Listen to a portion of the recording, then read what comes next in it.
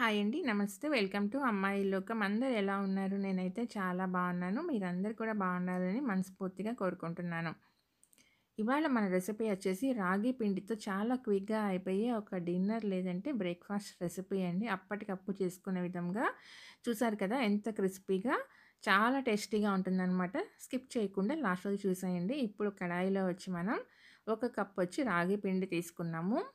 దీన్ని సిమ్‌లో పెట్టుకొని ఒక 2 నిమిషాల పాటు ఫ్రై చేసుకుందామండి. ఆ పచ్చివాసన పోయేటట్టుగా హైలో అయితే పెట్టుకోవద్దు. కలుపుకుంటూనే మనం ఫ్రై చేసుకోవాలనమాట. అప్పుడే మనకి మంచిగా ఫ్రై అవుతుంది. లేదంటే కలర్ మారిందంటే మనకి చేదుగా వచ్చేస్తుందండి రాగి పిండి. ఇప్పుడు స్టవ్ అయితే ఆపేద్దాము. ఆపేసి దీన్ని ఒక మిక్సింగ్ బౌల్‌లోకి మార్చుకుందాము. ఇది కొంచెం చల్లారిన తర్వాత దీంట్లో వచ్చి ఒక అరకప్ వచ్చి రవ్వ అండి, బొంబాయి రవ్వ.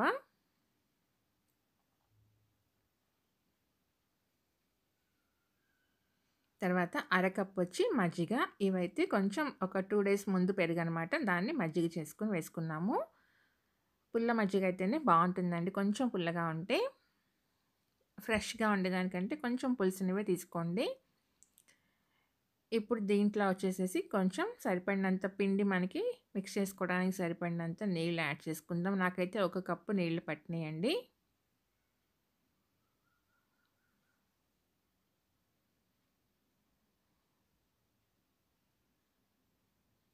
మరీ పలుచగా కాకుండా, మరీ థిక్‌గా కాకుండా మనం ఊత్తప్పం వేసుకునే విధంగా పిండి ఉంటే సరిపోతుంది.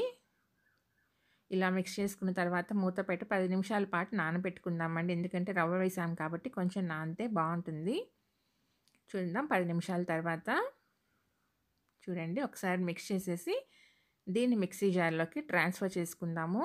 దీన్నయితే మరీ పిండిలాగా మెత్తగా పేస్ట్‌లాగా చేసుకోవద్దండి. జస్ట్ 2 పల్స్ ఇవ్వండి చాలు అంతేను. మనకి రవ్వ అయితే తెలుస్తూనే ఉండాలనమాట. చూడండి ఇలా ఉంటే సరిపోతుంది. కన్సిస్టెన్సీ కూడా కరెక్ట్ అండి ఇది. ఇప్పుడు దీంట్లో వచ్చేసేసి ఒక్క స్పూన్ తురిమిన అల్లం వేసుకుందాము. ఒక పెద్ద ఉల్లిపాయ, 2 పచ్చిమిర్చి వేసుకుందామండి. ఒక క్యారెట్ తురిమి పెట్టుకున్నాము. దాన్ని కూడా వేసేసుకుందాము. ఇప్పుడు కొంచెం కరివేపాకు, కొంచెం కొత్తిమీర వేసుకుందామండి.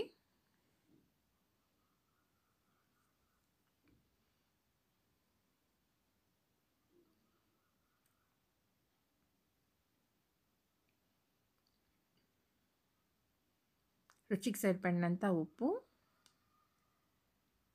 ఒక టేబుల్ స్పూన్ వచ్చి జీలకర్ర, ఒక పావు టేబుల్ స్పూన్ పసుపు వేసుకుందాము.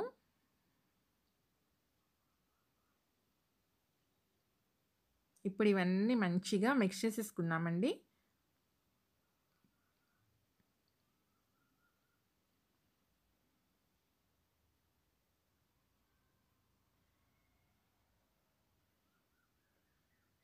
దీంట్లో ఇప్పుడు ఒక చిటిక కుకింగ్ సోడా వేసుకుందాము.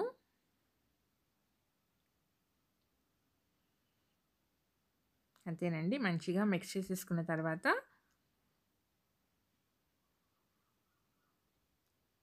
కడాయి పెట్టుకొని మనం దాంట్లో 2 టేబుల్ స్పూన్‌ల ఆయిల్ వేసుకొని కొంచెం జీలకర్ర, కొంచెం ఆవాలు, నువ్వులు వేసుకుందామండి. వేసి ఒక గరిటె పిండి వేసేసుకుందాము. మీకు మరీ కొంచెం మొద్దుగా కావాలి అనుకుంటే 2 గరిటెలు వేసుకోండి. నేను ఒక గరిటె వేశానిక్కడ. అంతే వేసి వదిలేద్దామండి. ఇంక దీన్ని స్ప్రెడ్ అయితే ఏం చేయొద్దు. లో టు మీడియం ఫ్లేమ్‌లో పెట్టుకొని కుక్ చేసుకున్నామంటే మనకి మంచిగా క్రిస్పీగా పైన లోపల సాఫ్ట్‌గా చాలా టేస్టీగా ఉంటుందనమాట. మంచిగా ఫ్రై అవుతుంది. చూడండి రెడీ అయిపోయిందనమాట. తీసి మనం పక్కన పెట్టేసుకొని ఇంకోటి కూడా వేసుకుందాము. అంతేనండి. చాలా క్విక్‌గా అప్పటికప్పుడు రెడీ అయిపోతుందనమాట.